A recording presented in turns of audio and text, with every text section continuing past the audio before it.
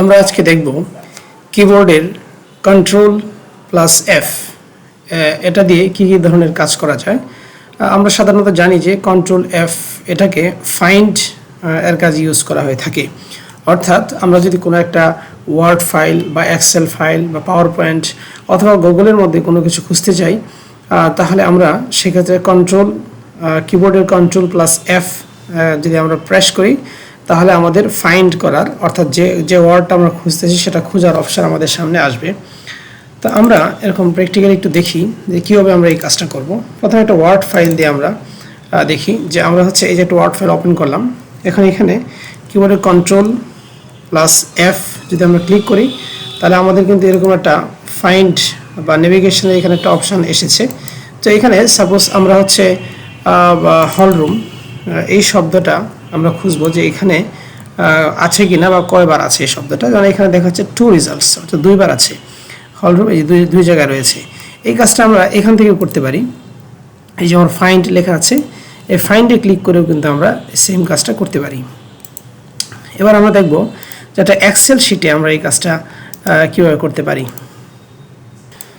যে আমাদের এক্সেল একটা শিটকে আমরা ওপেন করলাম। এবার যদি আমরা কিবোর্ডের ctrl+F কে আমরা ক্লিক করি, ctrl+F কে যদি আমরা ক্লিক করি তাহলে আমাদের সামনে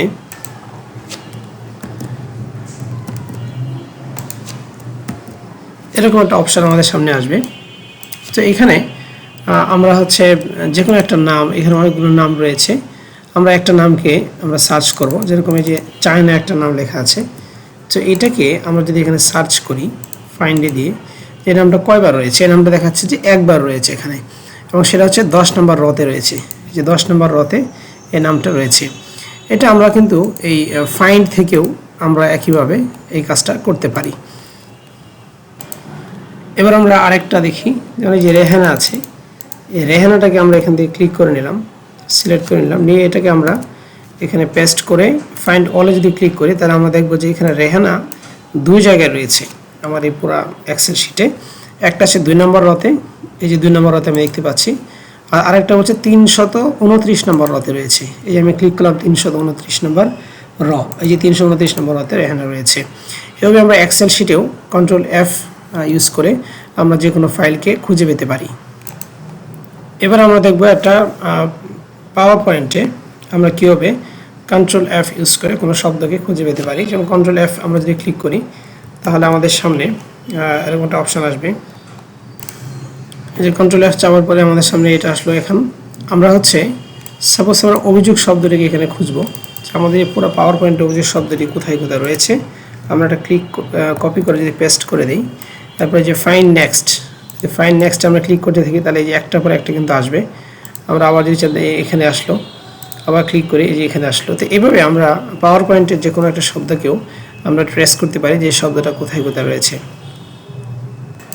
এই পাওয়ার পয়েন্টের ক্ষেত্রে কিন্তু আমরা এখান থেকে যে ফাইন্ড যে লেখা রয়েছে এখানে ক্লিক করেও কিন্তু আমরা এই কাজটা করতে পারি। এবার আমরা একটা পিডিএফ ফাইলকে ওপেন করি।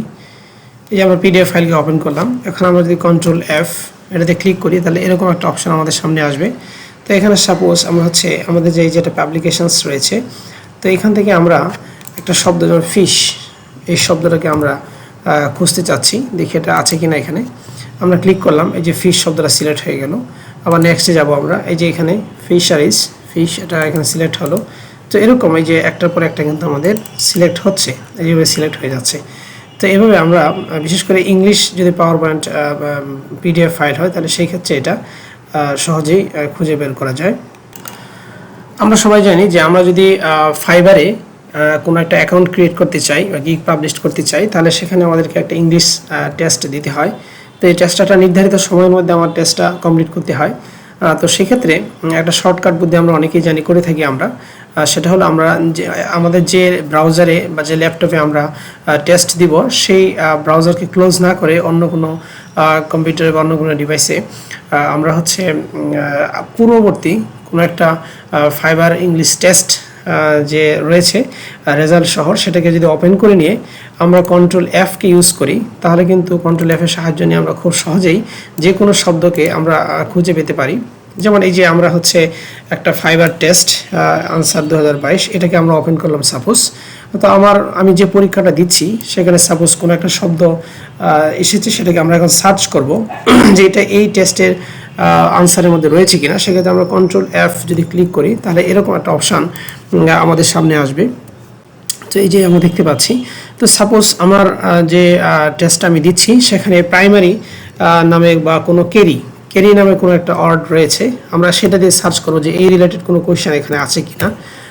তো আমরা হচ্ছে ক্যারি এখানে হচ্ছে তিন জায়গায় রয়েছে, এই যে একটা রয়েছে এখানে, তারপর আমরা হচ্ছে আরেকটা দিই, নেক্সট দেখি, নেক্সট এই যে carry, you should not carry, তারপরে এটা এই সোপ, আমরা এই আনসারটা এভাবে বসাতে পারবো।